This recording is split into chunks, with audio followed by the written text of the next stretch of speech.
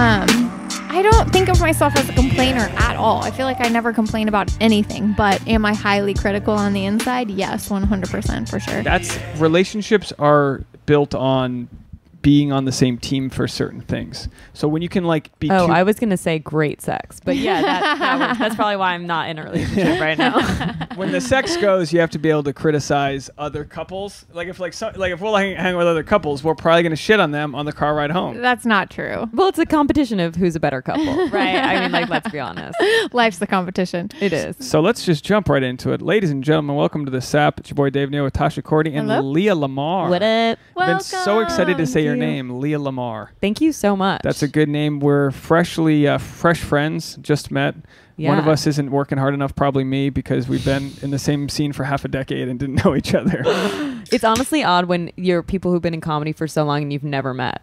It's just like, how did we not because you asked me where I do stand up, and I was like, well, where do you do stand up? Yeah, you're like, what the fuck, bitch? What are you talking about? And it's like we're friends with mutual friends on a show.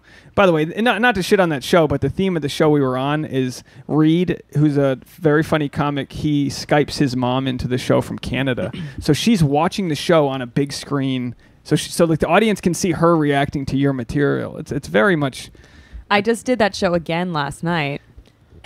Well, one of us was Reed was out of town, so Josh Edelman took over, and it was his mom. And I was like, if it's a Jewish mom, I'm just gonna win by default. And I did. So that's it. I won the love of two mothers except my own, which is why I do stand up. Thank you. My mom could never see other comics doing stand up. Like, I can control what she hears me say, but I would be terrified to have my mom on camera because she doesn't have that sense of humor. Like, could your mom hear like dirty material? I don't know about dirty, but my mom is the funniest person on the planet. Really? She's a very good story. Well, she's like an old Yenta. So the way that she tells stories, you're like, I don't know if I want this to end or I'm dying to hear the punchline. You know, it's like it could go on for 6 years if you let the story go on that long. But the whole time you're just like, who is this person? Why is she so wacky and funny? Are the Jewish stereotypes real as far as mothers and how they are always trying to sell you to some guy or whatever? My mom let go of that a long time ago when she realized that I was attracted to monsters only and that I wouldn't listen to a thing she said.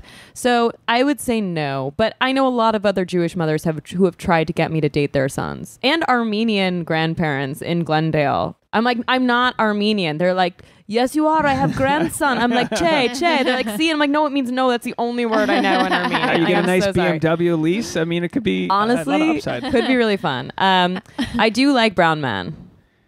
Just in general or specific types? No, like anyone that's not white, unfortunately.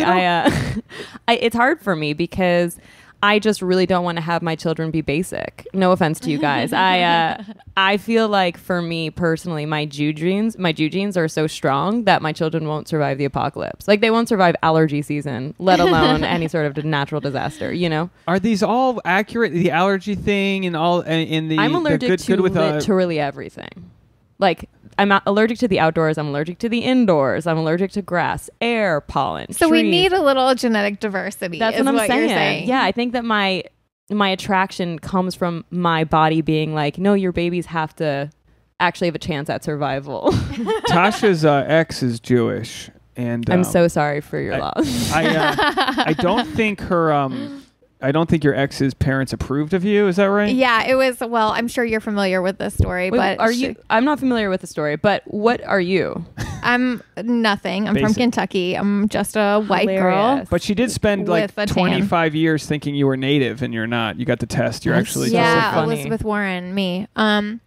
No, yeah, that's like the rumor in our family because we're very brown, right? Yeah, you're tan. And so the rumor was always like, no, Native American, Black Irish, whatever, like anything that like people would lie about on the census. Wait, what is Black Irish? Yeah, Black Irish is something that people think is something that it's not. It's just dark. It's like me. My family was Black Irish. It's dark eyebrows. It's not like the ginger redhead Irish. But that's a Jewish thing too, then. You know? Yeah, but it was like the Spanish kind of like raped and pillaged Ireland. It all goes back to who raped who. There's so much rape in our history and also in our present, so nothing has really changed. But then you'll see someone history who's like just repeats itself. You'll see someone who's like 99% Finnish and then 1% Madagascarian or whatever. You know what I mean? Like you'll just see that when people get Genghis Khan really did a toll on some people. Yeah, he's got more descendants than anyone, right? Doesn't he have like half the world's population or something crazy like that? Really? And their family I don't know. tree? I mean, that was the purpose of like of genetics. Is like the rich and strong, the powerful could like spread their seed. The point of genetics was that we could find out which rapist we're all from. Yeah, exactly.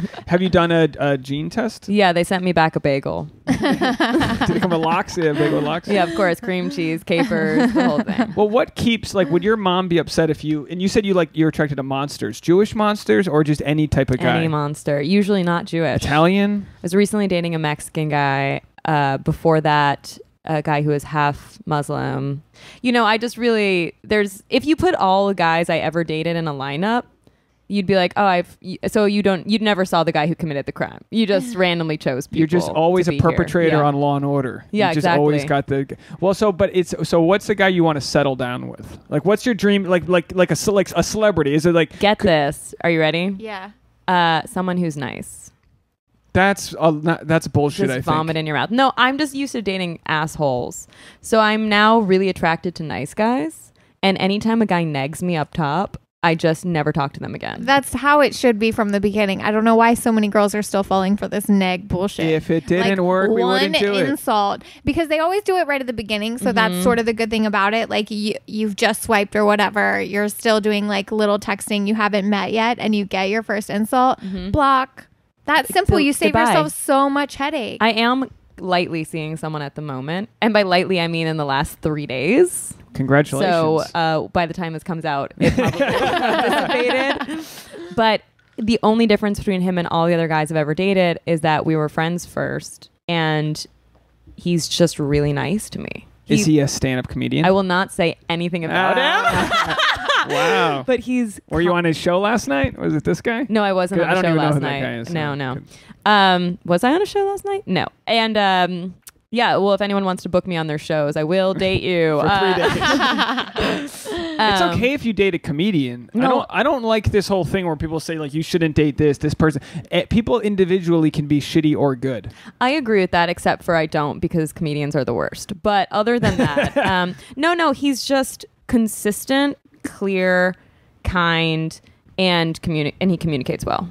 And that's my number one most important thing is good communication. Enough of this, like guessing games and not knowing where you stand. Like Tasha, I want you're someone who's literally upfront describing you. I have to guess where you stand every morning. I spell it out for you every day. I'm sorry that your comprehension is poor. I just let her sleep on the couch from now. She'll pass it on the couch, and I'll start to wake her up like, babe, time for bed. And she'll just start growling at me, not remember get that. it. Don't wake her up when she's sleeping. Everybody feels that way about being woken up mid-REM cycle. But then I got to leave the lights on, and we're in a studio, so the couch and the bed are 7 feet this away. was like a junior one bedroom. Junior one bedroom. Yeah. That's exactly how it was advertised. Exactly how it was in the Craigslist ad. But anyway, I get it. Yes, Tasha, I understand what you would like in a partner, and we always set the bar high. But do you ever wonder if you set and the I guess bar? that person is not Dave. You know. Well, he couldn't make it today. But I have had to worry if like the only reason I've had to worry if the only reason her relationship with her ex didn't work out is because of his Jewish parents. You know what I mean? Like that's a shitty way for a relationship not to work out. Like I'd rather you be like he's a fucking scumbag. Well, that's he's a not piece the of shit. only reason, but that is a massive reason. But at least she can never go back until they're dead, which might be at least 20 years. You know. So. What if they get wiped out by a bad allergy season? It's or something? very probable. Yeah. And it's about to come up. Like October, that's really the worst. Am I even allowed to say that these days? I don't know. I'm allowed to. You're not. Okay, Yeah. I'm Jewish adjacent. I might be Jewish. You are? I might be. But you will never be on SNL now. Well, no. unless we get that DNA test back. I'm 34. I'm a decade too old for that. But I might be Jewish. I have to take the test. But my dad was sorry adopted. for your loss. Yeah. I have Jewish guys have good dicks. I think that's a. Well, right? they're also funny. Funny with good dicks. I think that's a good. Is that the stereotype we're talking about Jewish men now? I think so. Just funny is what we got. Just funny, funny looking dicks. Yeah. They're not good lovers. I wouldn't know. You really haven't dated enough Jewish guys? I honestly, I have like dating amnesia. So sometimes once you're out of my life, I forget you existed. Yeah, especially if it was a short thing, or even if it was a long thing. block it out because it was too traumatic. Well, there was the other day, someone was like, "Who was that guy you dated for a year?" I was like, "I dated someone for a year." And she was like, "Yeah, he had glasses." I was like, "I dated someone with glasses." Like I literally couldn't remember. And she said his name, and I was like, Oh yeah, I guess I did date him. Like, legitimately, I forget people exist. If all of your exes got around and like had a group chat about what was wrong with you in the dating world, what would they all come to agreements on? Like, what's your common denominator of something that you're kind of shitty at? Cared too much about them. Really? No. I would say I hate cooking. I would prefer if the guy did all the cooking. But that's not like a relationship ender. For some guys. Because it makes me less maternal. Listen, as long as you're thinking about young, their kids and they're like, I'm gonna have to do so much work. As long as you're young and you got the looks, you don't have to cook. Both of you, pretty young ladies, you don't have to cook. The second you lose, Thank you for calling me young. I really appreciate it. I think you're both. I think you're younger than us. I'm 34. You're in your 20s. Younger than you. You still in your 20s? Yeah. Okay, you're young. No, so you got that. Eventually you're gonna have to learn how to make a casserole. You know what I mean? That's a Jewish joke, and I won't have it. Yeah. The Catholics. My mom lived off of casseroles. The Catholics and the Jewish aren't far apart. I think because we have shame, so much guilt, a lot of guilt. And I mean, the Catholics don't care so much about me marrying a Catholic. My mom could care less if our marriage or whatever, is in the Catholic Church. I think that's like ship sailed because they don't have. Yeah, but that's the thing about Catholics is that it's more of a religion. It's like it's fake. You can slip in and out of it. Whereas for a lot of Jewish people, it's less about religion and more about race. I feel like, right? Or at least that was my experience. Yeah, the race card isn't a big deal at all. I think it's more about whether or not your parents want you to end up happy, so they have that same as the Armenians, that like old style where they're matchmaking you. I think they'd prefer if I married someone Jewish, but at this point they're just like anyone, literally anyone. I mentioned this on Touch's Instagram the other day, and some guy sent me a private message asking if I was okay, but I mentioned that Tasha posted a photo with me in it and it performed very poorly compared to her photos alone. And I understand that it's an algorithm thing. I get it. So like it gets about 1/5 the amount of love a photo with me in it, whereas if I post a photo, it gets double the amount of love. So are we taking that shirt off though, Dave? Come on, what are we? I was shirtless in the photo. Maybe that's why I didn't do well. It was but I know I was bloated. We were in Thailand. I ate noodles. You had your period. Totally, yeah. And but it makes me. It's like a slow, talking about negging. It's like a slow burn that whenever that I know, it makes me feel like in our relationship, I'm the less than, because whenever I post a photo, everyone's like, "Oh, great, you guys," and then whenever she posts one, crickets, nothing. And I'm like, man, fuck your fucking following. If it makes you feel any better, like, yes, that was true before, but also now my photos just don't perform because the new algorithm. So like literally like nothing's performing.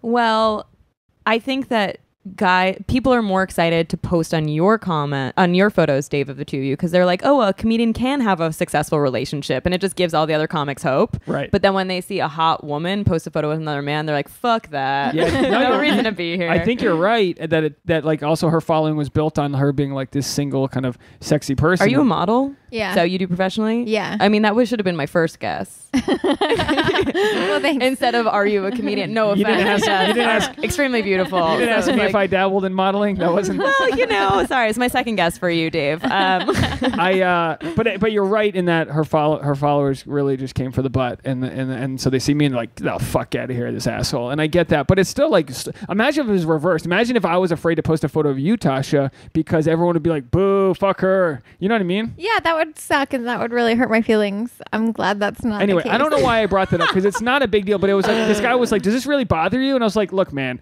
like, no, but it's still annoying at best. It's not like it doesn't bother me, but it's kind of like, I would rather you be like, here's my man, and everyone's like, woo, go get him, awesome, blah blah blah. It's like I have to do it. But you're forgetting that there were lots of people, like 500 people, that were very supportive. So those are like the small percentage of my followers that A, saw the post in the first place because of the algorithm, and B, have stuck around this long to know who you are and are supportive of our relationship. Anyway, the point. I don't want to make this about me, but the live stream isn't at all on me, and I'm not offended. I guess I'm just curious, like, am I too ugly for your followers? You know, you guys are talking about being together, and now they're comfortable with you guys together. Is it just like you can't have a third person because it'll ruin your image? Am I not hot enough for you? Am I too Jewish for you? What is the problem? No, you're focused on the good camera. This is just that's the good camera. This is our side bitch. You Whatever, side bitch. Hey, friends. Okay. But I don't know what my initial point of that kind of pity party was, but that's my beer. I'm just putting it off the stream. Okay. So,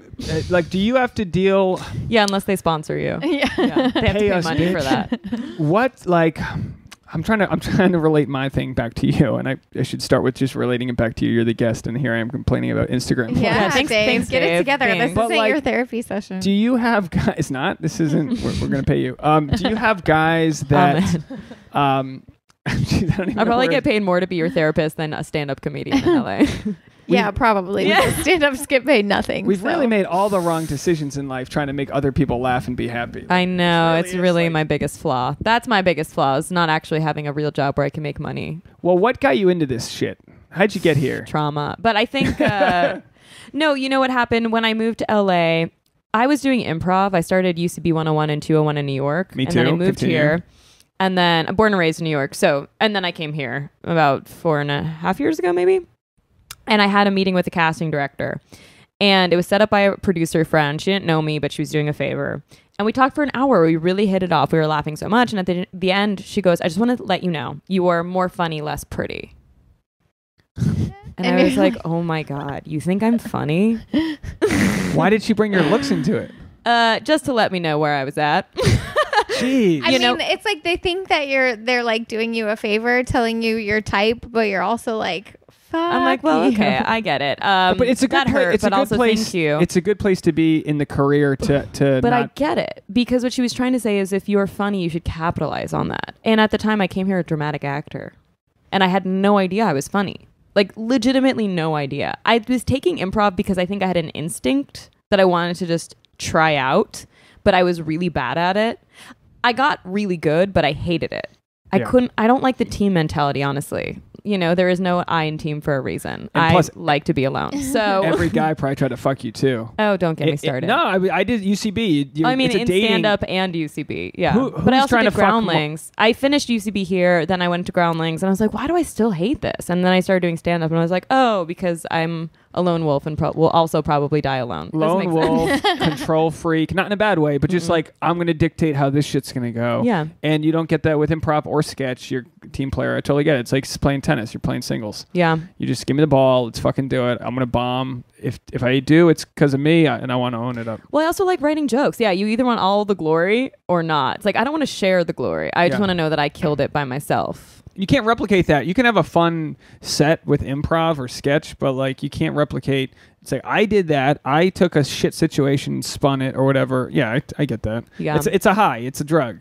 It is a drug, and I think I'm addicted to it. Yeah. So better So- than cocaine. So you were saying you were Some doing might say. you were doing dramatic acting in New York. Mm-hmm. What got you there? Did you study in college or were I you a theater did. Well, geek? I was always acting, but just on the side. I never really gave myself permission to do it full time. And I had a real job when I got out of college because my parents were like, okay, that's nice, but actually have a job. You know, I mean, they're so Jewish. Entertainment is like the last I feel job like on the list for Jews. It's like doctor, lawyer, finance. Which is so weird because all of Hollywood's Jewish. I don't know if I said that right. It's Jewish people. So I'm so just worried. Yeah, I'm be getting this careful. wrong. We do own you. Yeah, so, but it's like, but I understand what you're saying. Whether there's a pressure to like, you know, you want to like, they want you to be successful and secure and all that, and you're not going to. Right. I think they just want me to be stable and have a nice All life. parents want what's best for their children. They want them to not have to like worry about money, to not have to suffer, to not have a stressful, shitty job.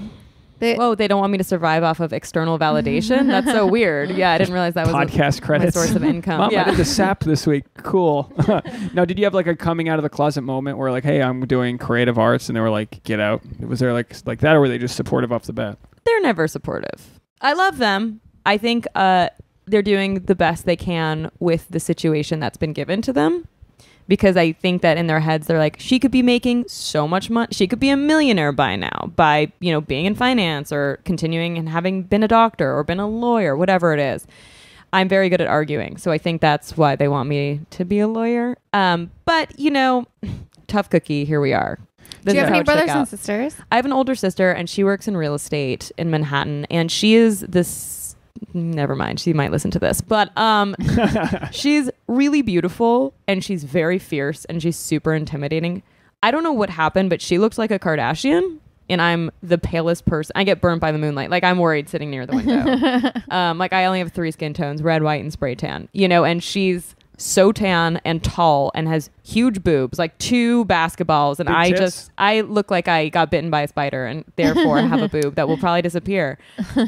We're different is what I'm trying to say. So you're the young funny one. So do you think your humor was to overcompensate for not having your older not sister's having a big personality tits? For so long? Or that? Yeah, both probably. I was going with tits, but personality. I mean, your humor is kind of your way of bonding either a family that doesn't talk in a healthy way, or being feeling like the runt of the litter or forgotten. Yeah. So like, what do you think it was about your either family upbringing or friends that made you become the sort of funny? I was never the funny one. I was always the very serious one. And so that's why I'm saying I didn't know I was funny, because I didn't ever act on that impulse. Because for me, the highest sign of intelligence was science. And so I pursued science for a really long time. I studied breast cancer research at Tufts University Medical School. And I really thought I was going to go into science. But the thing about research is that it's really isolating and super lonely. And I love people, which I also hate people. So it's like a complicated relationship. You get it. I'd rather, I feel more comfortable with a room of 300 people talking to them than having to talk one-on-one to anyone. Yeah, for sure. You get that, right? Yeah, because it's you might be with them, but you're staying on a 6-inch platform, so you're actually like on a different level. I don't mean that in like I'm a better douchey than. way. Yeah, but it's like you're the presenter, they're the listener. So like there's a dynamic there versus like if you were mingling at a cocktail party, you might be like, get me out of this place. Right. You Well, when I was working in the lab, I mean, they hated that I wore makeup. There was no place for humor. And at that time I wasn't writing jokes or anything. I was just, my personality was finally starting to come out, and I was starting to make jokes and laugh with people, or at least try to. And it just wasn't a place to be humorous. And I actually got kicked out of the lab one day, and it totally flatlined my interest in science. We were performing surgery on a rat that we were removing a tumor from. And in science, you call it a sac when you put an animal down, which is a sacrifice. In this case, they were trying not to kill this animal. They were trying to remove the tumor to study it and then have the rat survive and then see if it grew another cancer or not. And we were cutting it open and we were taking the tumor out, and she accidentally hit a vessel and it died instantly. And I just said, I guess we're going to be late for dinner. And she's just like, get out. Out of the lab. Get out. And was she a professor? Or well, the thing too, what was odd is that she was a lab tech. Okay. At the time, I was a vegetarian, and I had really conflicted. I was a vegetarian for 8 years, from 12 to 20, when it wasn't cool, and no one thought I was fighting for anything. And I had really conflicted emotions about working there in the first place, because animal testing was really hard for me, but I realized it was for the greater good of humanity. And what the work that they were doing was for bisphenol A, which is now well known to cause breast cancer. And so we were at the forefront of that research. But at the time, I didn't understand social graces, if that makes any sense. Like, there was a time and a place to be funny. Like, that wasn't a funny time to say that. But it's also like maybe she was just being a little bit sensitive that day because she accidentally murdered an animal. Yeah, I get it. It's not that bad of a joke. You know what I mean? Like, I can imagine my grandma saying something like that. It's not like it's... But see, it's like when your grandma says it, it's like she's too old to know better. But I was really young and I should have known better. But sometimes a little crack is like an icebreaker. It diffuses the tension. Right. And then because it was such a high level restriction building and I didn't have all the cards to get into the room that we were at, I had to hit all the fire emergency exits on the way down. And so the building, all of the alarms went off. I felt so embarrassed to go tell her I needed her to walk me out after kicking me out. Then I just hit all the fire alarms on the way out and left the building as all these fire trucks came and the whole building was evacuated. Shut up. It was Did they crazy. push out a rat on a little gurney? Oh my God. Hilarious. And also really sad. But so if you're anything like me, sometimes what you're about to say isn't right. Hold on. You really thought the better option was to hit all the fire alarms than to just be like... I was so humiliated. Or wait. Because her reaction was so direct and sincere and fierce. Like, she frightened me.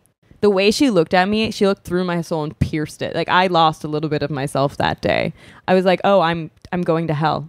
I'm certainly going to hell. I also felt guilty, because I didn't mean to be disrespectful to the recently deceased, but I also It was a rat. yeah, it was a rat. But here's the thing though. And in like, New York, people would like just stab it and be like, "Whoa, thank God!" But Yeah, you then when spray you rat killer. humanize it, yeah. oh man. Yeah, I know. It was I an don't odd know if you were in the situation. wrong, but I mean, it's one of those things you have to know the dynamic of like your superiors and this and that. But she also, wasn't in the right. No, but like I've been in that even scenario with Tasha where like if I have a joke that's too good not to say, even though I know she's not in the right mood for it, I go for the joke and I apologize later. I can't not do it. I did that the other day with a couple of friends that, when you're in the roast culture or you're around it a lot and you're a comic, and my personality is pretty harsh. I'm not for everyone, And I think I have some jokes that are very dark, even in my own stand-up about myself. It's no one's safe, including me. I'm my own worst enemy in that regard.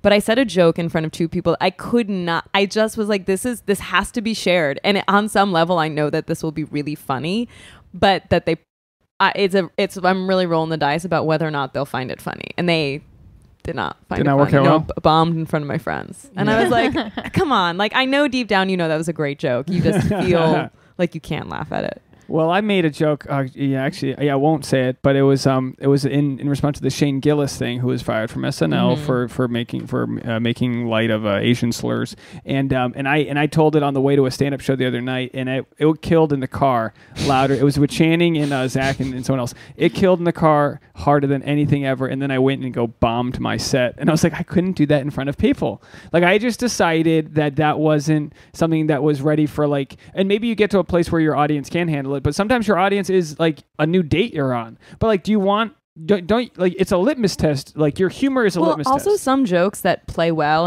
in among friends doesn't play well on the stage. Yeah, because they're just a little too risky. Well, that or sometimes I'll tell stories that kill with my friends, and then I go on stage. I'm like, why is no one laughing?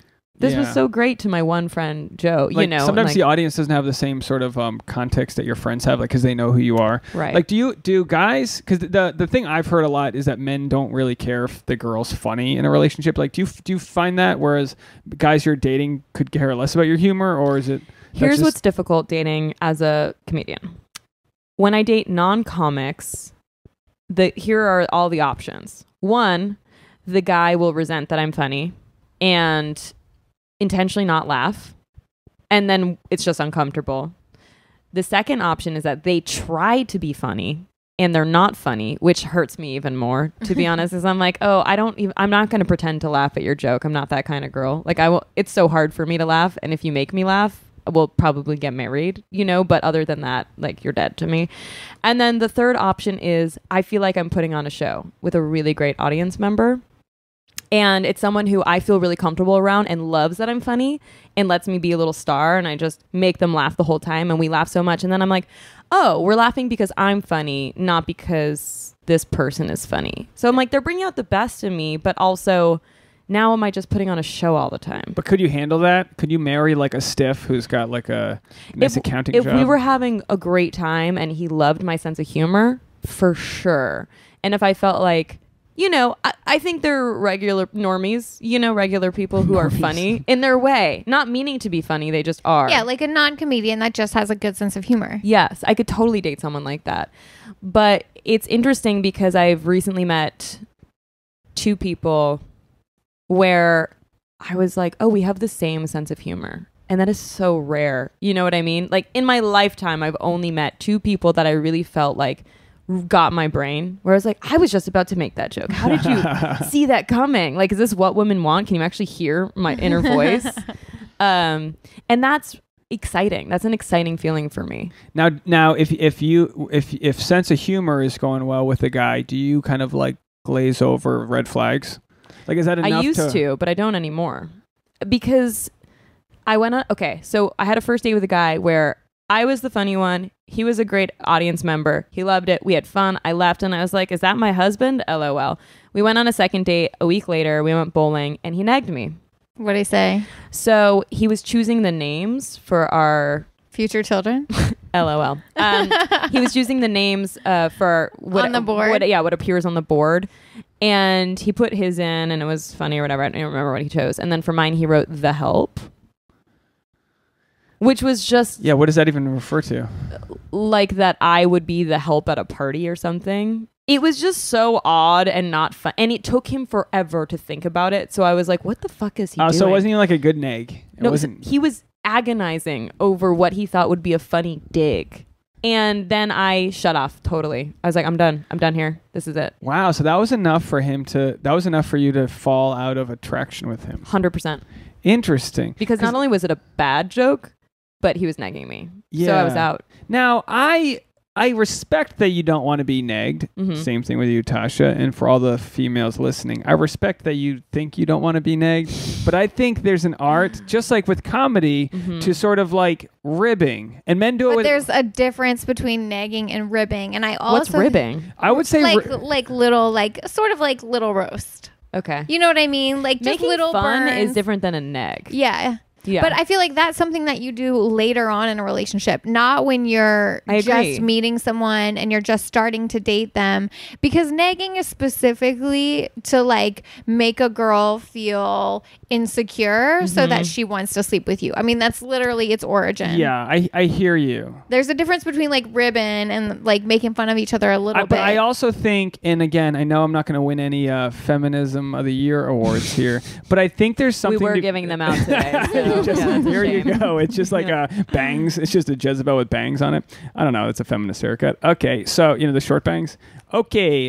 Keep going. Yeah. I'm just Let's see where this goes. I'm negging the podcast. I'm negging all of women here. You're suddenly no longer even a nominee. I think, okay, so like in football, sometimes you don't need to tackle the guy if you're making a block. Sometimes you just need to like check him, like knock him off, knock him on his heels, and that's enough to slow him down for you to go do your job. And I think when you're, it's so hard to start an analogy when you don't know where it goes. I have like a map with no destination. My career, but when you're sometimes we watched it, figured it out, and we loved it. There's so many. Put it this way. I'm just a 5'11" or 10, depending on if I did yoga that day. I'm just a white dude with good hair, and I look like the ugly Kennedy brother, right? I'm not JFK. I'm the Robert Kennedy, young Robert Kennedy with buck teeth. Okay, that's me. That's my zone. Sometimes you're not the guy who walks in and everyone looks at, and you need to just jack somebody up a little and just like introduce a little bit of like slow them down before they reject you.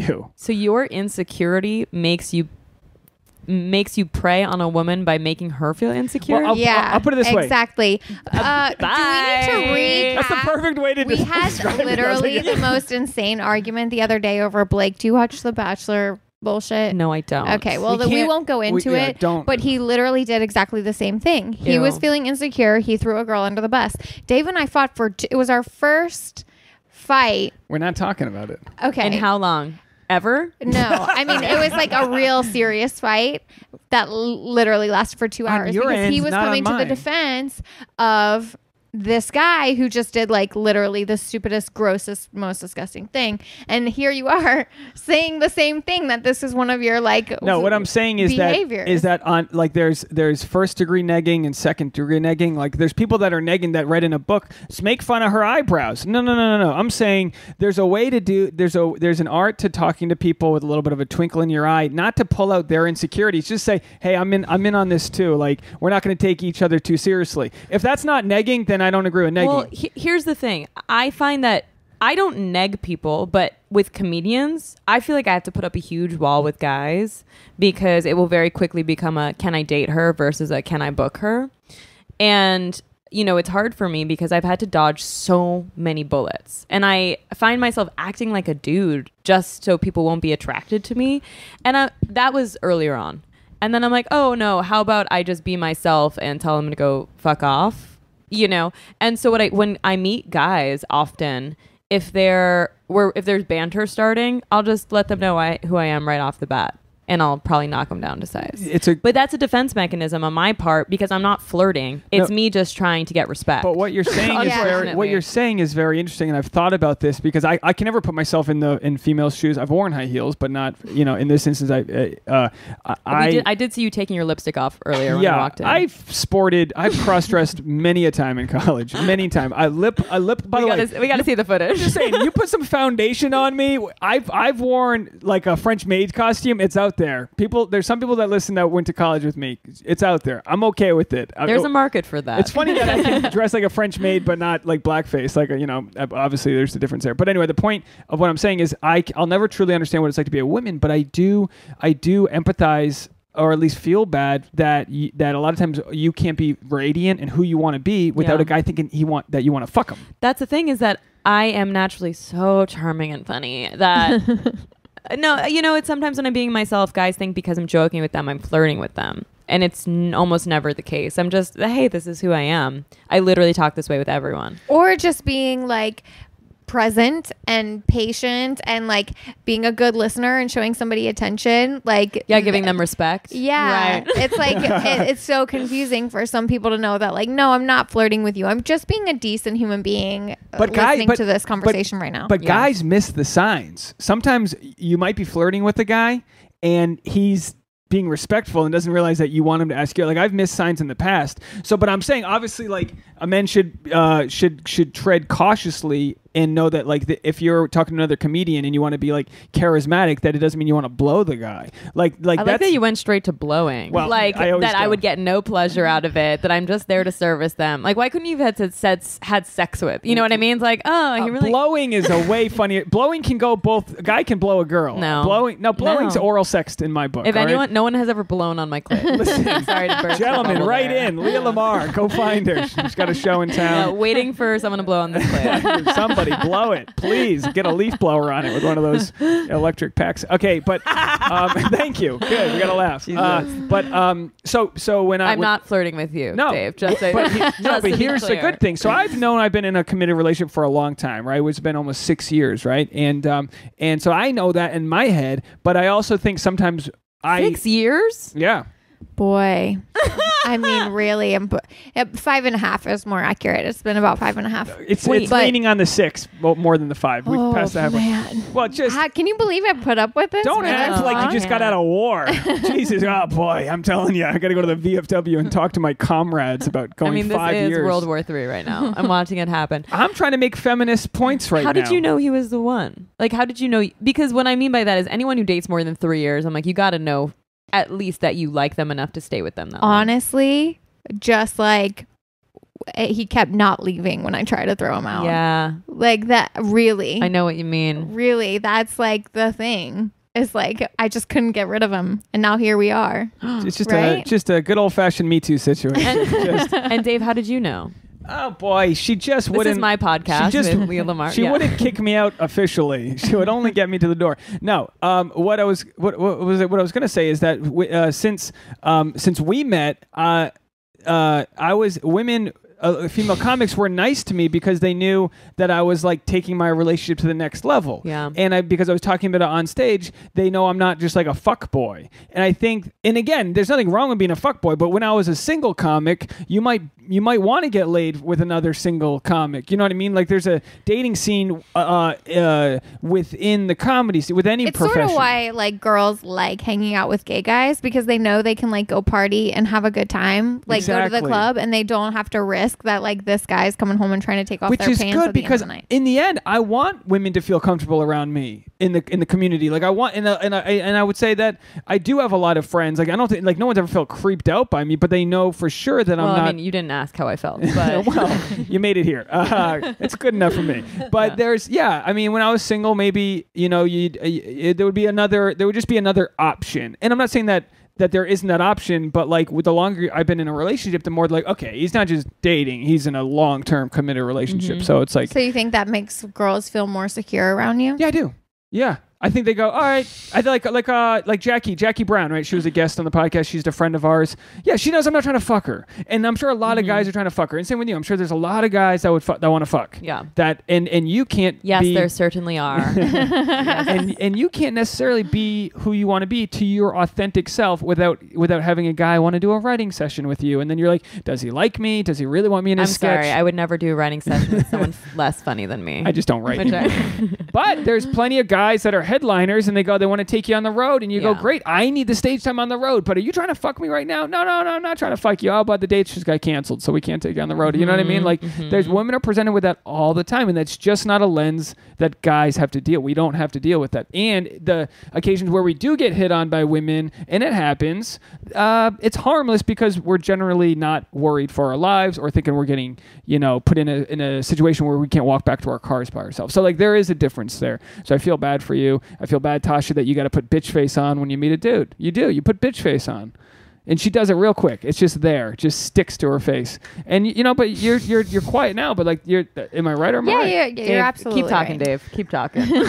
Wait, so what made you think? What made you know that she was the one? Like, look, what made you stop? Great question. And we had a podcast listener ask me this recently because I think he was getting into a long-term relationship and he had the same questions. And you go, look, you just trust. You trust in your soul and your spirit, and you go, I mean, there's been times when Tasha's kicked me out or told me like it's over, and I've literally gone to get, Little Caesars pizza and sit things out and think about it. That's happened many times. But then I also realize, is she kicking me out, or is like her ego like need a minute? And every time that you've needed a minute or an hour or a couple days, we've gotten back together. Well, I think it's more about like me.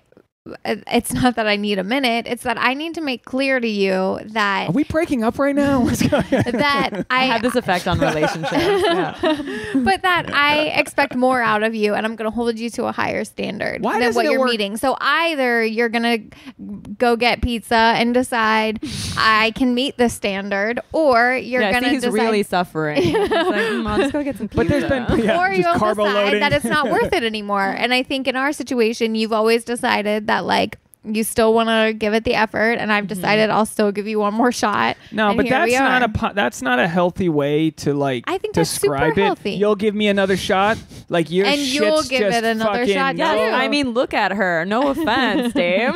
We know who the prize is. I've got potential. Let me tell you, my gray hairs are coming in. I am going to be a good-looking mid-30s. Beard hairs going on. Patchy whites happening over here. Patchy whites. That's the name of my next podcast. Patchy whites. That should be your next album title. Patchy whites. Yeah. But Tasha, I mean, really think about it. Like you've been like a runaway bride. You've always been like trying to run away from these issues, and I've been kind of like, let's fucking talk it out, kid. Let's do it. What are your issues? She'll kick me. She used to kick me out over like nothing. Like she wanted me to wear nothing. Okay. Quick story. No, we don't need to bring up exactly. No, we'll talk about it later. You wanted me to wear pants. We didn't live together. We were going on like a midnight hike or whatever, and she wanted me, and I was like, I burn hot. Okay, I don't need to wear pants, but she wanted me to wear pants or like some long sleeve jacket some guy left over, and I'm like, I'm not wearing another dude's fucking lost and found. Every women's got lost and found. Yeah, but if it literally means the difference between us being able to go make this hike, it was like a big group. Like it was a last minute thing, big group going. It's like a moonlight hike, right? And he doesn't have time to go back to his house and get shit. I have oversized things in my closet. Did he know it was a guy's thing? No. Did he guess? Yeah. Yeah, it was flannel. I was just hitting my front tooth. It was a dude's thing, and the point was is that I was like totally fine. I was like, but you're gonna sabotage our night to go like do something fun. No, that wasn't my intention. Ego? No, but it wasn't. It doesn't matter if that was your intention. But that's you the outcome. couldn't. What happened, Leah? Thanks for asking these questions. What happened is that she couldn't. You see, this is still a very painful memory. It feels fresh. Was it last week? No, this is 5.5 years ago. This was the first fight. If we had to make up at a bagel shop the next day. Are you sure you guys aren't Jewish? Could be. So you like if that was a kid, if a kid was like, I don't want to wear the, I'd say, okay, cool, and I'd let them freeze to death on the hike overnight. But by the way, you'd let your child die. I would let them make choices and like gently be there to let them know if it was the wrong choice. That's an interesting outlook. Yeah. Thank you. Moving on. So I'm right. And yeah. So, but these are types of things. Is that something you really want to like decide if your relationship's worth it or not over? Maybe that's enough. Maybe whether or not a guy's going to wear a flannel shirt is enough to wreck a relationship. But you can say the same thing to you. Is that really what you wanted to die over? Is because you're too stubborn to wear a jacket? That's enough out of you for Dave. The problem is like you kicked me out. You're like, I'm done, and I was like, oh, what the fuck? And sure, I was upset, but I was like, this is bogus that I'm not gonna wear a dude's shirt, and I was. But why are you? You got to check your ego. No, you don't. There's some points when you're not gonna wear. I get it. I remember my ex-boyfriend. He really wanted to go in the hot tub, but I didn't have a bathing suit at his house, and he's like, I do have my exes, and I was like, fuck it. But that's different because it's like your vagina touching where their vagina was. But they hadn't dated in like 2 years. It's just like a bag of clothes he had under. Now that I think about it, really, but there's a reason we're broken up. But I was clothed and ready to go. The whole point of the story is that it's not always some moral issue whether or not it's like, are we going to be okay for life? It's like we had to figure out how to put a surfboard on a roof. We had to figure out how to build. So it all came back. So I'm looking at this going, we have a lot of team building problems. It's a communication issue. We're not good at team building. We're not good at delegating. We're not good at doing laundry together. We're not good at these things. Is that enough to say we can't learn how to do laundry together, learn how to put a fucking surfboard on a roof? No. And there's plenty of times where I let you pack your suitcase and I pack mine. There's times when you let me kind of do my thing and not worry about it. And we've learned to sort of not micromanage each other. And it's not perfect. But to me, I was like, if this was like a video game, or if we were like programming or whatever, the code is fucked up. Tasha's not fucked up. I'm not fucked up. The code is fucked up, and we have to work on that code. We have to slice it out. Problem being, a lot of times we'll flip the fucking domino board after a fight, and you can't even get back to the code because I just called you a goddamn whore, and you called me a fucking psycho. I've never called you that. But the point being is that when you fight, you start throwing haymakers at each other that you lose the initial point. It's important in a relationship to not throw the haymakers so you don't lose the initial fight. And that way you can fix the thing, and it's not just some fucking bastula of Christmas tree lights that you can't undo. Are you done?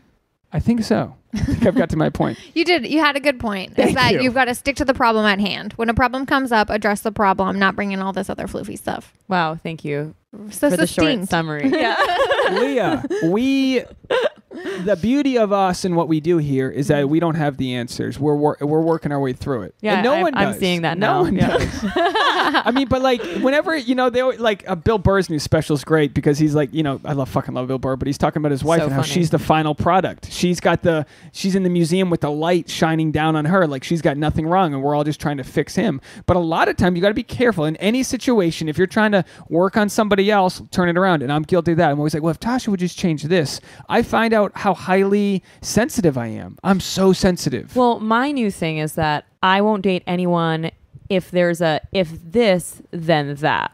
Like, if they dress better, then I would feel more comfortable being around them. Or, if he was better with his money, then I would feel more secure dating him. Like, if there's any sort of, if it's a deal breaker situation where I feel like I would have to change who they are, then I'm out. Were you ever in a relationship where you lost your identity? Because what you're basically saying is that you're not 100%. willing to be like codependent and like put their needs ahead of yours. Or like their babysitter or their mom. It's not your job to train somebody how to be a 100%. grown man. I'm not trying to date someone who has potential. I'm trying to date someone as is. And if they work as is, then I'm good to go. But if there's like, okay, well, if I fix this, that, and this about him, then he'd be perfect to date. It's like, But what if I'm done being someone's trainer. I'm like, I want a guy who's been dumped 800 times. Who has already sort of fully realized his potential and come into himself, like who he's going to be. 100%. I'm not trying to put the work in. It's very hard I'm trying to reap the benefits of all the other women's hard work. It's very hard to grow with a partner. It's hard to grow with them through your own like ugly whatever and become better people. And it's a lot easier to take care of yourself and then you find the Prince Charming. Maybe he is the Prince Charming, but for his 7 exes, he did X, Y, and Z wrong. And do you think there's anything you've done wrong in the past that through your own breakups you're now a better version? I used to get dumped all the time when I lived in New York because I was insane. I was really codependent. I put everyone before me and my needs. And when you do that, you lose yourself immediately and you start obsessing over what they're doing, who they're talking to, when you're going to see them again, like how is it going? Because in person, I was great. But everything happening outside when they didn't see me went crazy. And then I'd make passive aggressive remarks or it's just challenging when you lose sight of yourself because I think I'm a super independent person now. I feel I've done so much work on myself. I've been in therapy for years.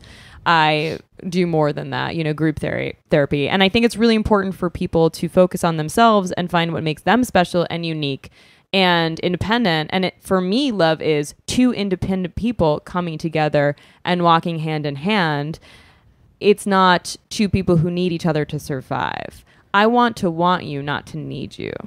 This sounds like a music video. Thank you so much. I want to should write a want you, song. not to need you. Yeah, I want to know that I'm not dependent on you for anything. I want to be completely self-reliant and know that I can give myself anything that you would give me, except for the added bonus of companionship and romance. Yeah. Yeah, I understand that completely. Now, were you able to learn that quick? Was it like an enlightenment moment where you're like, oh shit, like after this horrible breakup, I realized I'm not taking care of myself? Or was it just like 1 month ago. or was there just Yesterday. was it the same patterns? Because what people need to know is like, if you don't fix your shit, if you keep getting ghosted on, you're going to keep getting ghosted. When I moved to LA, then I started dumping everyone. So please. But I'm just telling you about when I was in New York and I was a monster. This was before I started looking at myself. I put down the microscope, picked up the mirror. Wow. Started looking at myself and my own issues, which was the scariest thing ever. I was always putting my focus on other people because I didn't want to look at my own issues. But do you worry that you are too hardened about taking care of yourself, that like there might be a guy who's ready to sweep you off your feet that you're not seeing? Like, is that something that No, the guy that I have recently 72-hour man? Yes. And it will probably end after this podcast, but he is the nicest, sweetest, most wonderful guy. He genuinely, and if it doesn't work out, I think we will still be friends, because it would only not work out because of not because either of us did something horrible to the other person, if that makes any sense. It Sure. just wouldn't work out. And I think that he's just so kind to me always, and consistent and clear. And I'm attracted to that now versus what I used to be attracted to, which was the games and the manipulation and I can get them to like me. I can win them over. Why And do you I was think that chasing is? guys without realizing it. Mm-hmm. Because I didn't have any self-esteem. I didn't realize how awesome I was. And I am awesome. No, Is that something women all... Is that a journey you think through your 20s where like you're worried more about rank, like going for the asshole who's a DJ or whatever because he looks cool? Like, is that even... You're looking at me like, what? No, So I think that we recreate our family dynamic from childhood, and that I was attracted to guys who were like my dad, and that my dad likes to drink, and there's a lot of addiction in my family. And so I was always dating guys, alcoholics, or people who have rage problems, or people who have some sort of addictive behavior, or something in the sphere of chaos and unhealthy behaviors, which acted out in intimacy and vulnerability and communication issues. And so that's what the ultimate breakdown was, where I was just relentlessly giving of myself mentally, emotionally, physically, to make sure that this other person was okay, when I could have spent that time working on myself for my career and blooming. Time you'll never get back. Never get back. But it's valuable I'm surprised I haven't grayed early. Like, I can't, I'm like surprised I still look so youthful. No, I mean, what I like about this guy that I'm hanging out with is that he gives me no reasons to be concerned. He makes me, I've never felt the way I feel now, which is safe and comfortable. Like, I trust it's just him so wholeheartedly. easy. So easy. Totally. He makes me feel loved, and he makes me feel special, and he makes me feel taken care of. And it's not like he's buying me bracelets and diamond earrings. It's the way that he acts around me, and the way that he's not ashamed to hold my hand. And I said we have been friends, not for very long, but we have been friends. So I knew him before this, and I liked his heart. I think it's really hard to find guys that are just nice because that's who they are. And he's not once tried to neg me or put me down. He's only nice to me and supportive and encouraging. Do you think there's a benefit to having been friends, that maybe you were willing to give him a chance because you were friends first before versus him just being a stranger? I might not have if I didn't know him as a friend Yeah, first. yeah. Would you meet this guy? Would you let this guy talk to you at a bar? I find him cute. However, I don't think he's my normal type. I like to date ragingly attractive men who look like serial killers. You know what I mean? Like someone who looks like they'd... Ted Bundy. Yeah, literally. That's what my type is. I was once dating a guy so hot that when we walked down the street together, people thought I was the one with money. I was like, this is awesome. I got it. I was like, now I see why like 50-year-old men date, 18-year-old models. It's because it's awesome. No, I think it's disgusting. But You know, Stalin was good looking. I saw a photo of him recently from his early 20s. He was a gorgeous man. He was like a dark-skinned Zac Efron.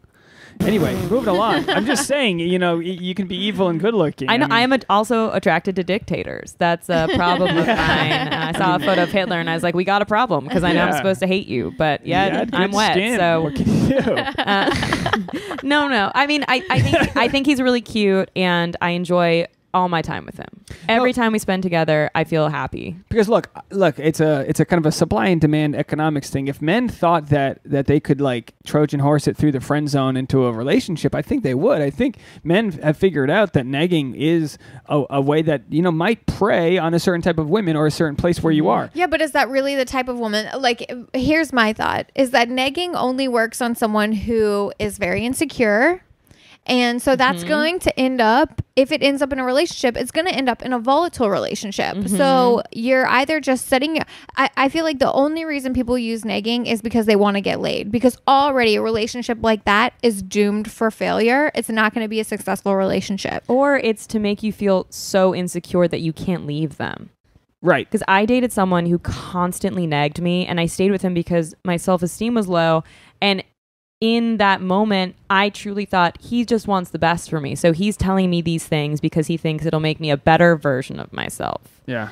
And in reality, it's like, oh no, you know, the guy I'm dating right now is like, you're perfect. Like everything about you is like, I love everything about the way you look, you know? And so my ex would say things about getting plastic surgery or this and that. For you? Mm-hmm. Wow. Yeah. And at the time I was like, he just wants me to succeed. And because I had these blinders on, of no, he loves me. This is him telling me the honest truth, you know. And I'm sure there are other people looking at this podcast who might be like, well, you could have a surgery or two, but couldn't we all? Yeah, I mean, we're in LA.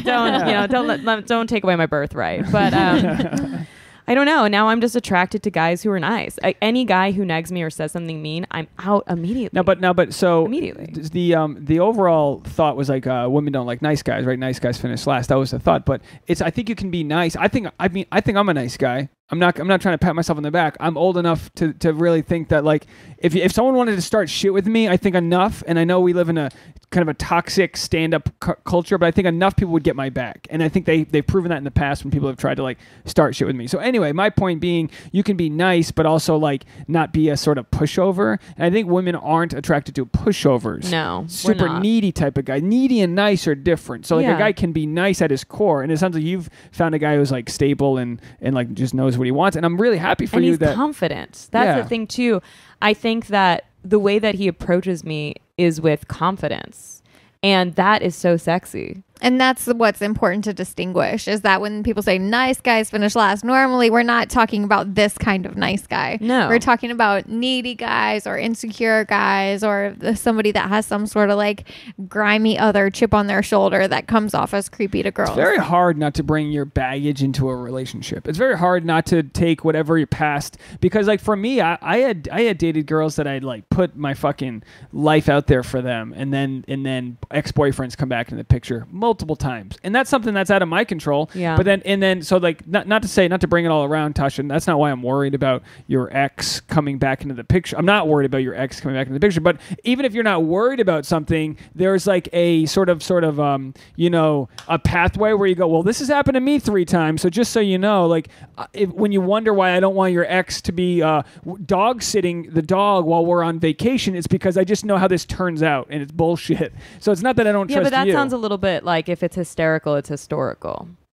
Like it's hysterical. Yeah, so it sounds like you're having a bit of a moment because you're getting triggered by something in your past. Not actually because you think that her action would indicate that she would do the same thing that someone in your past did to you. Right, but I would but I would also expect her to understand that like that these things have happened. It's not like I've had a nightmare. Yeah, but here's what's important to remember is like it's your baggage and you're asking me to deal with it.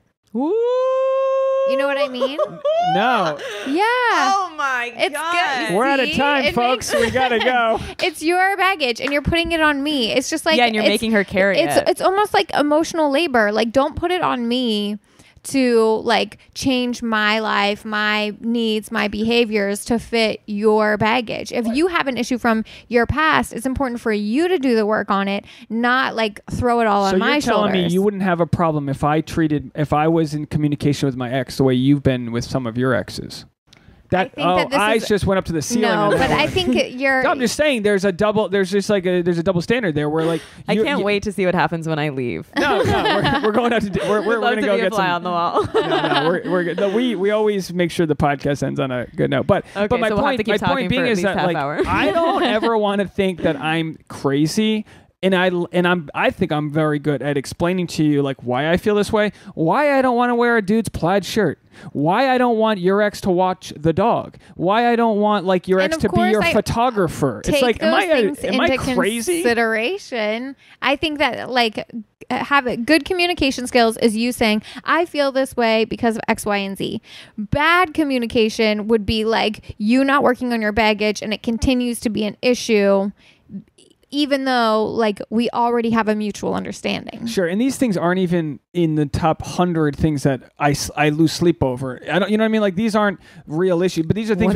What are we losing sleep over, Dave? The fucking dog's been crying every night. I've literally lost sleep. And then he licks my fingers with his wet nose and Josh just sleeps through all of it. That's what bothers me. No, but these are just scenarios where it's not always equal because what bothers me isn't necessarily going to bother you and vice versa. So sometimes I think it's crazy that you'll even float the idea that you'd let the ex watch the dogs. I'm like, God damn, are you kidding? I would never go near that. And then another scenario where like me and my ex still followed each other on Instagram, and that was a big deal breaker for Tasha. And I'm like, what? That's something I could still look at her Instagram without following her. Like it seemed like so Facebook. Arbitrary. What? But either way, I was like, that's so crazy to me. Who stays friends with their ex on Facebook? That just seems well. It depends if the breakup was bad or not. There you go.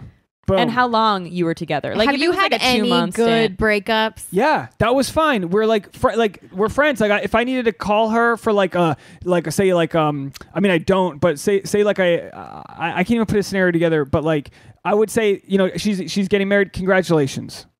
Good for you. But just why? I think, like I said, I think when her mom died years ago, I was like, I'm sorry for your loss. That's all. I just don't think that they need to be there. That's fine. But also, your ex follows the dog on Instagram, so that's what's weird to me. I can't help it if somebody else follows my dog, Dave. Yeah. This is unbelievably the dog also followed your ex. So I'm pretty sure Boone's paws weren't hitting the button. Leah, what I'm just saying... his wet nose. Leah, what I'm saying is... That wasn't... But what I'm saying is it's always complicated, but you can kind of figure out that it's not like you have to come from it with like the benefit that we're not trying to like hurt the other person by following an ex. There's just social media world. There's remnants of our past that come out of nowhere that kind of can just like, you know, it's okay. But that comes down to trust. Yeah.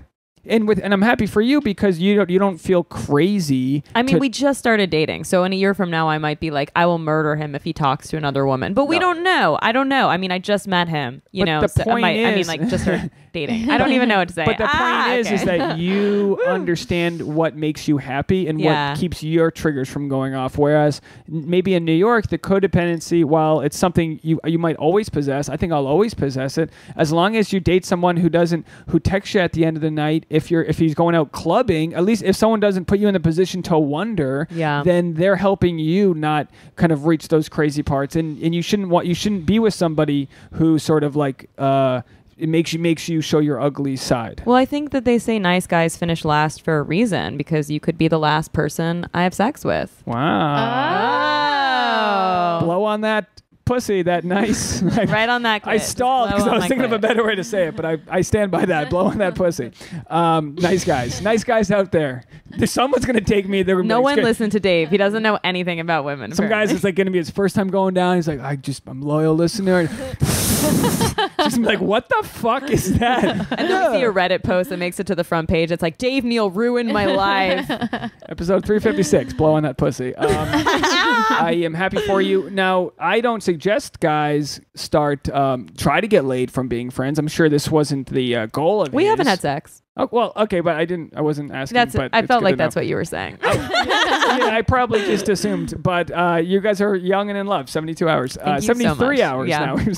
But I don't think that's necessarily a strategy for guys. But like with Tasha and myself, we were friends, and it wasn't a strategy. We were living our own lives and lined up where we lined up. And I do think that that it takes away the ulterior motive of like putting your game face on, and you were able to trust who he was. Yeah. And maybe he'll show you the ugly side. You know? Who knows? Who knows? But at least you're operating from a place of like optimism, and I think that's important when you have a good thing. I mean, my ugly side is just when I wake up in the morning. Other than that, my personality is flawless. Is your hair? Are you a hair? No, I look crazy? perfect in the morning. The hair's good. Yeah. Okay. No. I wanted to talk about your podcast before we get out of here. Yeah, hell so yeah. you've got a podcast where you set up single people that you know on the podcast. Tell us about that. So it's called Falling in Love with Leah Lamarr. Ironically, has nothing to do with me, and I mainly never talk on it. That's 25% true.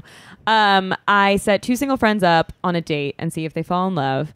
So I will choose one person, and then I will ask them a bunch of questions about age range they're looking for, deal breaker, sexual preference, blah, blah, blah. And then I'll send them about 10 profiles I know of people I think match that description enough. And then they'll tell me their top 3. And then based on that, I'll ask the other person if they're available and their interests. And if they both say yes, for the most part, I always ask the other person, but sometimes I just set them up blindly. And then I have them on the podcast. I interview them individually. And then I bring them both in the room and we do a select few questions from the 36 Questions That Lead to Love by psychologist Arthur Aaron. It's really intimate. It's super vulnerable. It goes really deep. The questions are rough. What's one of your favorite questions? What's your relationship like with your mother? Okay. So like that's just a basic one, but it's not something you might ask on a first date because it's kind of a hard question to ask. Like you can open up a huge can of worms there. Huge can of worms. And then 2 of my favorites are what is your most treasured memory and what is your most terrible memory or embarrassing? And I find that the more open people are with each other, the better chance they have of overcoming the yes, I want to go on another date with this person, or no, I don't, based off of those answers. That's great. That's a great question. Well, so then after that, they stare into each other's eyes for 4 minutes of uninterrupted eye contact. Wow. No verbal communication. Is this, did you air this on the podcast? Is it just quiet for 4 minutes? I cut the air, but then I give you my own opinions about what's going on during that. And then I leave the room and they let them go on a date without me, and they go on a date on the microphone. So it's all recorded. And then I come back in, I wrap up with them individually. And if they both say yes, then I have them exchange numbers upstairs and I follow up with them to see how it went and how it's going. And I do make rules. I'm like, look, if you're on my podcast, you have to have good communication. So if you say yes, you have to follow through on a date. And if you don't follow through on the date, this is not on me. You're a piece of shit, because you're coming on my podcast. I'm telling you, put them on blast. Yeah. Good. And then the next one is no ghosting. So it has to be proper communication if it's not working out if you guys start dating. And I only say that because I don't want it to be a reflection of the format of my podcast. How 90s of you not letting them ghost. Thank you so much. That. Very traditional. But the people I set up on June 1st are dating and they've met each other's parents already. Wow. And they just had their first post on Instagram. Is this Sarah? No. I won't say who it is because I'm going to have them come on the podcast and do a wrap-up episode with me and tell me about everything that they've experienced on the road. Let me ask you this. I'm sorry for interrupting. No, that's fine. How many used to white men interrupting me while I'm speaking? I just wanted to know how many of your couples have had sex, or just estimate. How many? I would say 2 to 3. Oh wow, that's powerful that you've 2 for sure. Third questionable. 2 for sure. Yeah, 1 talked about it on the podcast. It was my first episode. They went on their first date, and then the second episode I had was their follow up 6 weeks into dating, and they talked all about it, all about their sex. Good life. sex, I guess. Yeah. How many episodes have you had, and how many matchmaker sessions have you done? Well, I would say I've recorded way more episodes than have been released because I record for about 2 hours and I just think it's too long. So I have to edit them down to about an hour 15, and it just takes quite a bit of time. But haven't had that much luck, honestly. I think that what it comes down to is if the people really, really click. And I know that I have had a lot of people go on a second date after the podcast. And then I've had a lot of people ghost. And that's fine. You know, it's like some people feel pressure to say yes in the moment because they don't want to hurt someone's feelings. Oh, yeah. And then after that, it kind of hurts their feelings even more. What's your take on that? What's your take on not wanting to hurt someone's feelings? Because it can be worse in the long run. I think it's dishonest. But it still sucks in the present. Yeah. I think I've been guilty of it. I'm trying to be better with it, but sometimes you really don't want to hurt people's feelings. And I understand that. But I think that letting people on or not being honest with how you feel is not really doing them a favor. Like, I don't think it's doing them a favor to wonder. Well, that's why I think the no ghosting rule is such a good idea, because then... Well, yeah. I mean, they are put on the spot where they have to say yes in the moment. But like, I always subscribe to the idea that like, it's just not right to ghost somebody. Have I done it? Sure. Yeah, probably. Yeah. But I also really tried, like before Dave, obviously when I was dating, if I didn't see a future with somebody and they texted me to ask to go out again, to just always be like, I don't really see it working out. You know, it's like, you don't have to do it to their face. I but thought like, about definitely crafting do a it. message for people on the podcast if they're not interested, because I'm like, because if you don't do it, it makes me feel bad, but it has nothing to do with me and I should be hands off about it. But it does have something. That's a good or like examples of a polite way to let somebody down. Right. And you know, I feel like I could write a book about what I've seen, because there are a lot of people who might not physically be interested in the person that they're talking to, but over the course of being forced on a date, essentially it feels high stakes, the podcast. You know, you're at the Comedy Store, you're on a date, people get dressed up cute. I have comics on who are just like, I don't know what to wear, you know, and they'll come and you really start to like the person because you are opening up so much about your life that you may not have gotten either on Tinder or even on a first date sometimes, because there's a rubric. I'm asking you questions. Mm-hmm. So you have to find out intimate details about each other's lives instead of being like, so where are you from? Like, it goes way deeper. Way more vulnerable. We have our own bias too when we're meeting someone or looking at them online. Where we might be like, nope, but then in person, we're like, oh shit, that person actually can hang. Like they're like, you know, you can't replicate the connection. To allow people to surprise you a little bit. I love that sentence. Well, we love you, and we're happy that you're podcasting. Like, I just turned just there. Thank you so much, you guys. I think it's fascinating that you've. It's a little fast. I want to take it slow, but I do love you too. Please, can we adopt you? We love that you. That I think it's great. Whenever I've gotten friends laid, it makes me feel more powerful. So good. And that is a cool thing. Like, I get the matchmaker thing. I've got a few friends that have been married because I've accidentally like even introduced them. I'm like, I mean, that's can take credit a ticket to heaven. I have so many bricks on my path to hell that I need like a couple wins. You know what I mean? To pull me back to purgatory. I like a good Lifetime movie, right? So like, here's what I'm thinking. You introduce your friend Becky to this guy Joel, right? You just chose the whitest name and then the Jewishest name. Joel is Jewish? Yeah. Joel, my buddy's named Joel, so I went with that. But what would happen if you just lock eyes with Joel and you start to have a connection and he's into you more than he's into Becky? Has happened before. Wow. I won't say with who, and I will say I did try it out. But it was after a year.